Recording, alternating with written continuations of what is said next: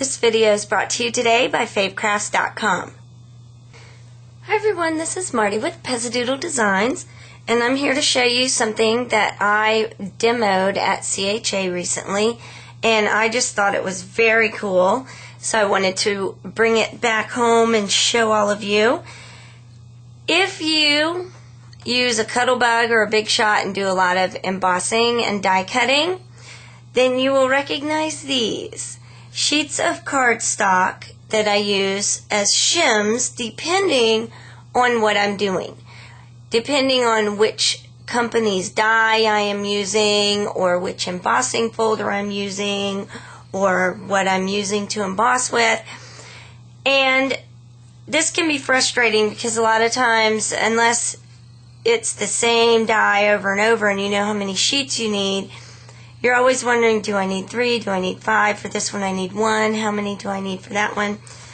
And so what I'm showing you today is something called the No More Shims embossing mat. It works in the Cuttlebug and the Big Shot, both same results. And in the package you'll get your instructions for either the Cuttlebug or the Big Shot, and it's got several different things for depending on what you want to do with it. And this is the mat itself. Mine's filthy. Anyway, it's very similar to the rubber mats, the rubber embossing mats that you might buy from other companies, but it's got a different give to it. It's a little bit different consistency. And so what that means is that it doesn't matter what you're doing. This is always the only thing you need. You don't need any sheets of cardstock or anything like that. You just need this and the plates that came with your machine. So, here I have a stencil. It's just a regular stencil. These are from Crafter's Workshop. Put a piece of cardstock over it. Lay down my mat, and then when I put my top plate on, I put it slightly over the edge. That helps guide it into the machine a little easier. Run it through. Now I want you to notice the mat is kind of getting squashed out and sort of oozing out the back. That's that give I was talking about, so that you get just the right pressure no matter what. And so now my cardstock is embossed with the design that was on that stencil. So this really increases your embossing possibilities tremendously, with a lot less guesswork. So I did a couple of items for you just so you could see. This is craft foil. It's from Spellbinders, I believe.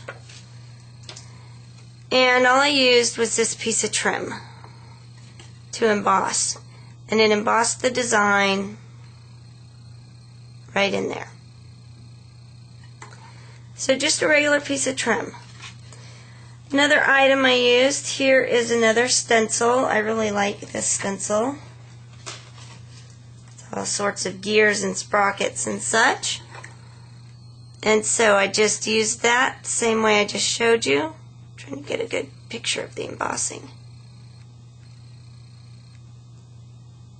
And it embosses right on there. Now, some other fun things I've tried. I love different textures and different designs. So this is the plastic mesh bag that some beach toys came in. And so I did that right on here. Neat little look. And then I also experimented with a little bit of lace. So here's the lace. And then I did it on the craft foil.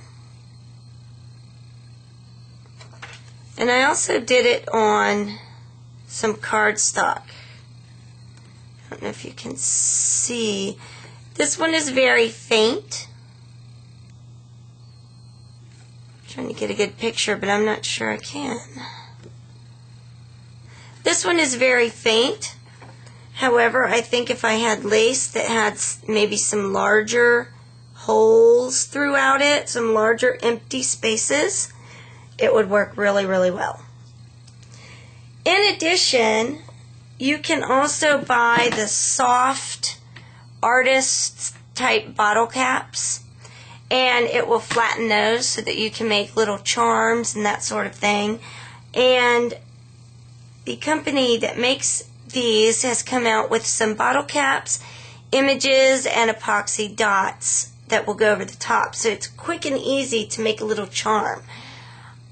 I do not have them yet. They have not come out yet, but keep an eye out for those.